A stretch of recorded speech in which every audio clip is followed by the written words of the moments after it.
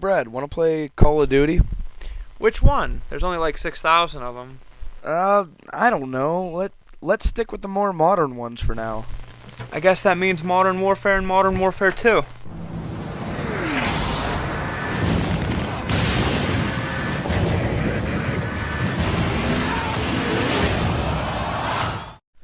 Alright, so as you know, we used to base our game on 4 topics: gameplay, controls, story, and graphics. But now we're adding a 5th category, replayability. Ooh. Now that should put a twist on things. Alright, well let's do Modern Warfare first, and first up is gameplay.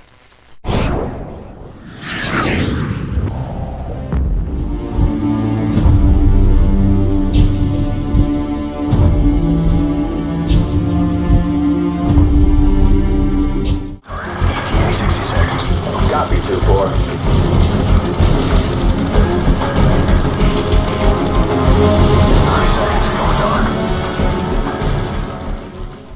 Well, the gameplay changes throughout the game. At times you're in a gunship and blow the crap out of everything that moves, and at other times you're stealthily moving through a Russian base with silenced weapons and trying not to attract any attention. And then other times, in a true first-person shooter form, you're just moving forward and shooting the enemies. Also, when there would normally be a cutscene where your character would die or some other crazy crap like that, they actually have you play it out, so it's really not a cutscene. And that pretty much sums it up. There's not much to the gameplay, but it keeps you involved and you just don't want to stop playing. I'm going to give gameplay a 7. I'll give it a 7 as well, because it's a fun game, but it's a first-person shooter. You've done this before. Average it out, gameplay gets a 7 out of 10. Now controls. I moved away again.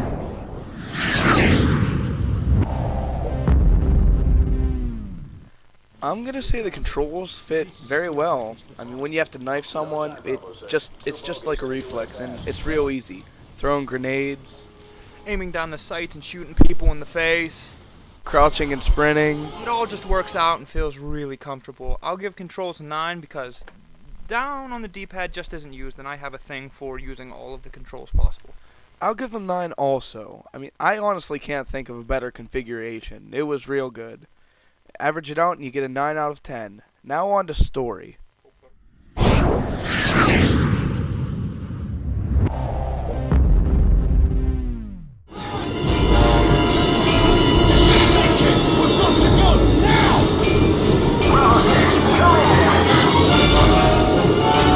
Well, the story is that Russia reverts back to its communist ways, and the Allies have to send somebody in to stop them, and that's the task force. And they take care of things before it gets way out of hand. You do some missions in the Middle East too, but those are more for a catalyst in this for the storyline in the second game. You mainly play as Soap McTavish, who's in the task force.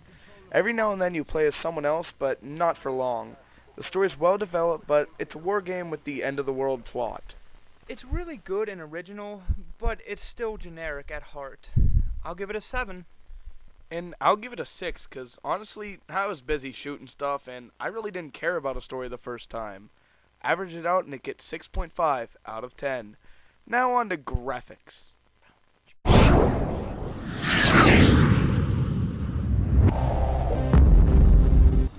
The graphics are decent. There aren't that many enemy skins, but there's enough to where you don't notice. There isn't a whole lot of blood and gore either, but there's not supposed to be. Yeah, the graphics are good, but they're not revolutionary. I mean, if you've been playing 360 since it came out, the graphics are nothing new. But I do gotta say, the guns look really nice. Especially mine, ladies. Overall, I give graphics a 6. I'll give them a 6.5, which gives us a 6.25 out of 10. And now on to our new mode, replayability.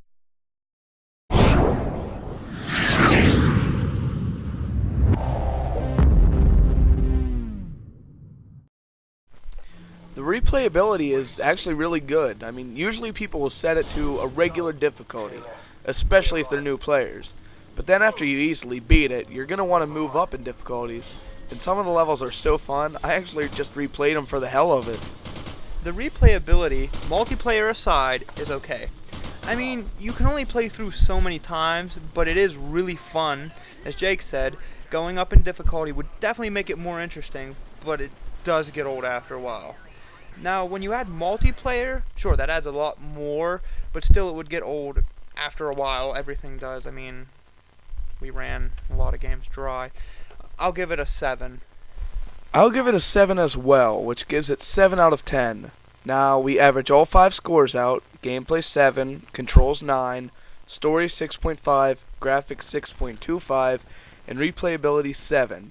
And it gives us a 7.15. We'll round down to 7. Every game gets placed into one of 3 categories in the gaming library, and due to us adding replayability, the numbers have changed. 9 to 10 is now Hall of Fame. 5 to 8 is now keepers. And 0 to 4 is Sucks So Bad Destroy It. And this game falls under keepers. Now on to Modern Warfare 2.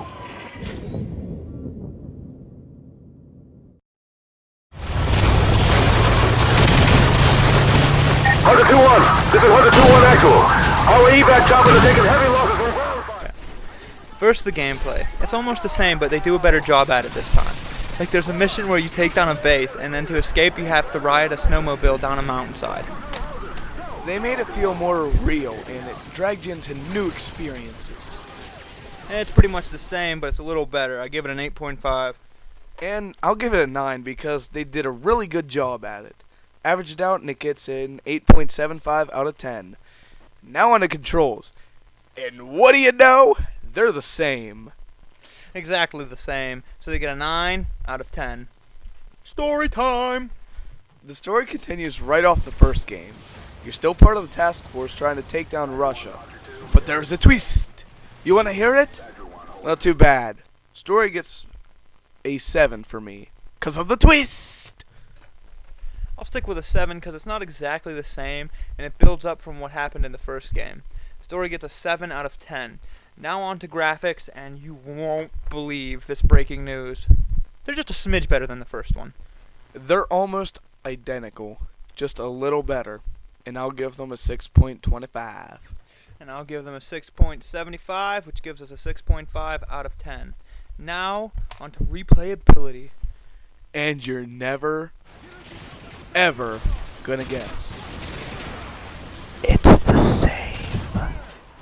It's exactly the same. The only thing that's different is the multiplayer isn't as outdated.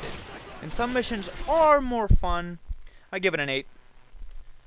I'm gonna give it a 9 because I'm currently addicted to it and I'm on it a lot. If you happen to see Firespread33, tell him hi, 'cause it's me. Average them out and it gets 8.5 out of 10. So we average these 5 scores out. Gameplay 8.75, controls 9, story 7, graphics 6.5, and replayability 8.5. And we get a 7.95. So we'll round it to an 8, and it falls into the keepers category. Please join us next time on Eyehasaxe Reviews.